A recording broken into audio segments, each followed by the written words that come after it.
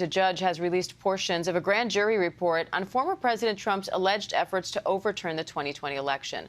The majority of the report remains sealed, but the portions released include the grand jury's concerns that some witnesses may have lied under oath. Senior reporter Catherine Falders joins me live now for more on this. Catherine, I know you've been poring over this report since its drop. What stands out to you so far?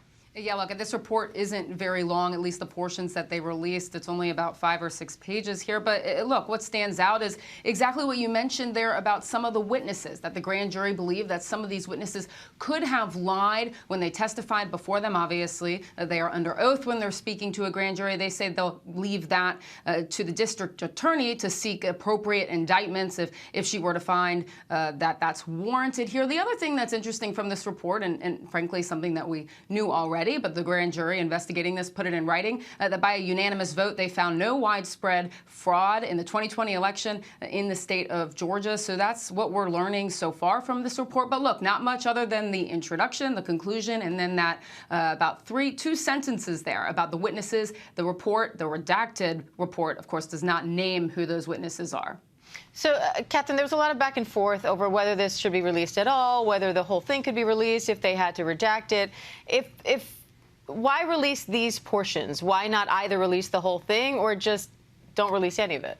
Yeah, look, it's a good question. Of course, releasing this signals that it's come to a close, that now this report is in the hands of the district attorney who can make decisions regarding charges or indictments. This was a special grand jury. They didn't have the power to indict. So we know that potentially that could be something in the future here. And look, this isn't much that we're seeing, but it shows how many witnesses they've talked to, 75 over the course of this grand jury being seated, and that they believe that some of them lied. Now, what's interesting here is the DA did say publicly the other day that charging decisions could be imminent, meaning she obviously has this report. It's not clear on when that will happen, but it could happen here, and it could be the next couple of days. And that came out at an interesting point. She was actually arguing against releasing this report, saying that it could maybe compromise some of the information that they're planning to get with these charges being imminent. So what are you watching for in the next few days and I guess maybe weeks?